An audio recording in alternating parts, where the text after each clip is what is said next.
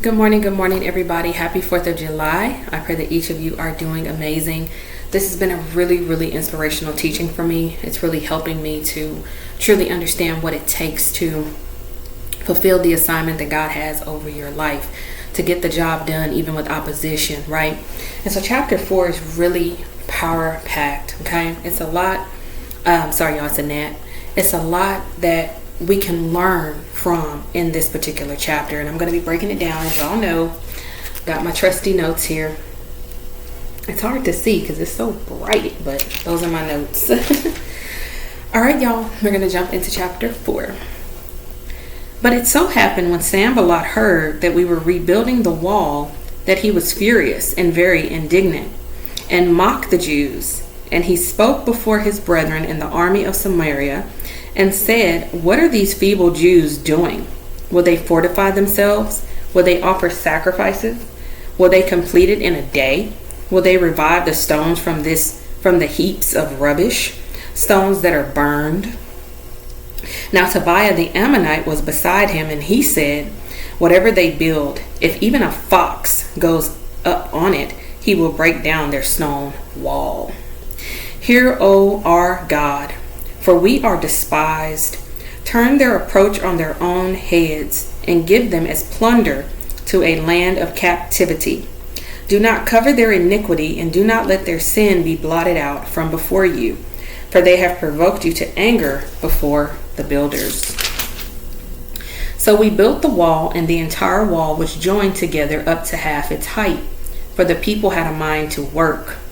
Now it happened when Sanballat, Tobiah, the Arabs, the Ammonites, and the Ashdodites heard that the walls of Jerusalem were being restored and the gaps were beginning to be closed, that they became very angry. And all of them conspired together to come and attack Jerusalem and create confusion. Nevertheless, we made our prayer to our God, and because of them, we set a watch against them day and night. Then Judah said, "The strength of the laborers is failing, and there is so much rubbish that we are not able to build the wall." And our adversaries said, "They will neither know nor see anything till we come into their midst and kill them and cause the work to cease." So it was when the Jews who dwelt near them came, that they told us 10 times, "From whatever place you turn, they will be upon us." Therefore I positioned men behind the lower parts of the wall at the opening, and I set the people according to their families with their swords, their spears, and their bows. And I looked and arose and said to the nobles, to the leaders, and to the rest of the people, "Do not be afraid of them. Remember the Lord, great and awesome, and fight for your brethren, your sons, your daughters, your wives, and your houses." And it happened when our enemies heard that it was known to us, and that God had brought their plot to nothing, that all of us returned to the wall, everyone to his work. So it was from that time on, sorry y'all, it's a gnat.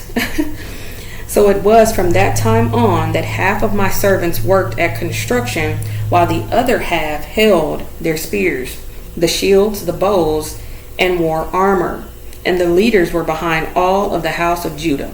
Those who built on the wall and those who carried burdens loaded themselves, so that with one hand they worked at construction and with the other held a weapon. Every one of the builders had his sword girded at his side as he built, and the one who sounded the trumpet was beside me. Then I said to the nobles, the rulers, and the rest of the people, "The work is great and extensive, and we are separated far from one another on the wall. Wherever you hear the sound of the trumpet, rally to us there. Our God will fight for us." So we labored in the work, and half of the men held the spears from daybreak until the stars appeared. At the same time, I also said to the people, "Let each man and his servant stay at night in Jerusalem, that they may be our guard by night and a working party by day." So neither I, my brethren, my servants, nor the men of the guard who followed me took off our clothes, except that everyone took them off for washing. So y'all, be opposition, okay? And I'm sweating a little bit, y'all, so that's why I'm doing this. But the opposition that comes when you have made it up in your mind that you are going to be about the Father's business, when you've made it up in your mind that you're no longer going to continue to live a life of sin, when you have decided to follow Jesus, when you have decided I'm not continuing in the ways of my ancestors, get ready for the opposition that follows, okay? So in Nehemiah 4, we see that the enemy attacks only when progress begins. So he doesn't fight when you're thinking, okay? He don't fight when you're thinking about it. He ain't fighting you writing it down and you're like, okay, this needs to be done, that needs to be done, but you ain't doing nothing. See, that's not affecting what his plans are, right? But once you begin to be about God's business, okay, that's when he fights you. He fights when you begin building, when you start doing the work, when you lay the first brick. Oh, no, you don't. That's when he's coming in, okay? He fights when you begin doing the work. He fights your progress. He fights your momentum. And he's fighting your obedience to God, okay? And we can see here, the opposition started very quickly. Once they even knew about it, they were already trying to, get some stuff started here. The enemies here, but as you can see, more enemies are coming. We're introduced to, I believe, 2 more enemies here. Because we know Sanballat mocks and Tobiah insults. We already knew about the Arabs because we had read about them, I believe, in chapter 2 or 3. But now we are seeing more enemies have rose up when this wall is getting rebuilt. Let me go back to chapter 4 here, y'all. Yeah, now Tobiah the Ammonite was beside him, and he said, whatever they build, if even a fox goes up on it, he will break down their stone wall.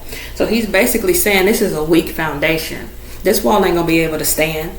So much so that if a fox even gets on this thing, it's going to collapse. So they're talking mess. They're really, putting out there, I would say, word curses. You see what I'm saying?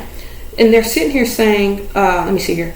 And he spoke before his brethren and the army of Samaria and said, what are these feeble Jews doing? What are these weaklings doing? You see? Will they fortify themselves? Will they offer sacrifices? Will they complete it in a day? So it's a lot of mocking going on here.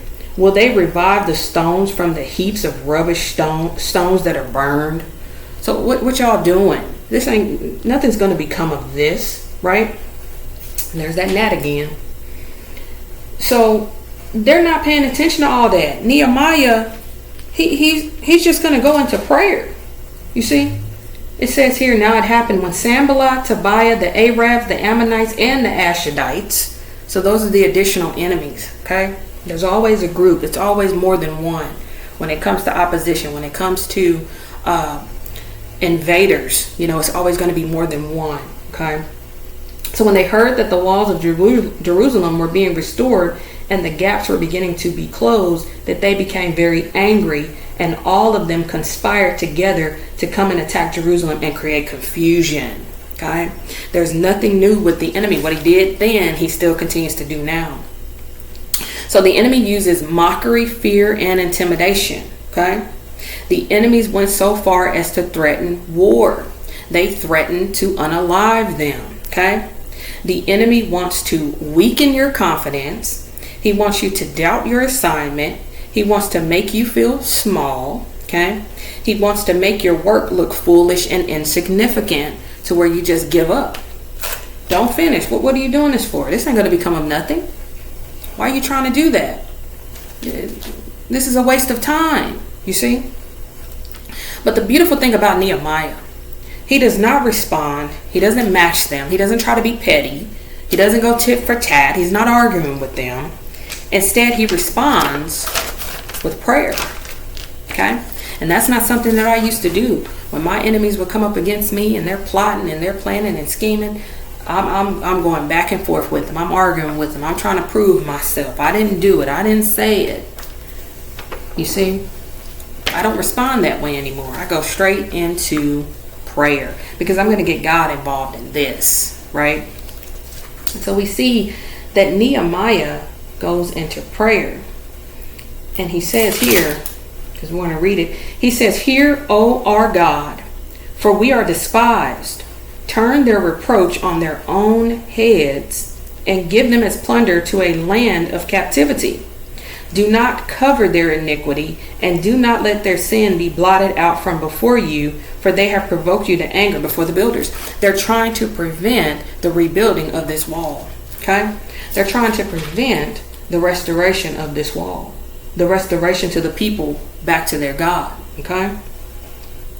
And it says here, because I wrote it down, prayer is a spiritual protection. With prayer, you're getting God involved, and He's going to protect you. He's going to defend you. He's fighting for you. Okay? And so by them not only praying, but they also were fighting with one hand and still continuing to build with the other hand. So they were multitasking. So when it comes to opposition, you're going to have to learn to multitask. And this is something I've had to do regularly. It's a combination of prayer, making your requests known to God, and it comes with continuing to do the work. And then there's going to be times where you're going to have to go into spiritual warfare. Okay, so that's what you're fighting. Okay, now we don't physically fight anymore. Now we know we go into prayer, but there are times when you're going to have to get into spiritual warfare and begin to fight and decree and declare and speak those scriptures. Okay, because this is not a game. So when God gives you an assignment, you have to protect it and keep doing the work from beginning to the end. Opposition will come. Okay, when you have set it up, made it up in your mind, I'm going to do the work of the Lord. I'm going to rebuild. I'm going to go out here and be about the Father's business. I'm going to lead others to Christ. I'm going to live a righteous, holy, consecrated life before God. I will be fasting and praying and seeking Him day and night. I will be worshiping Him, praising Him, right? Humbling myself in His presence, okay? Loving others, giving to the poor, giving to my enemy if they're hungry or thirsty, adhering to what Jesus said to do, to love your neighbor as yourself, okay? Praying for your enemy. When you continue to do that, when you are focused, even when opposition comes, your past tries to knock at your door, lingering thoughts, etc., take every thought captive. Get right back into the right posture. Get right back to focusing. That gnat, y'all, I'm telling you, it's going crazy today.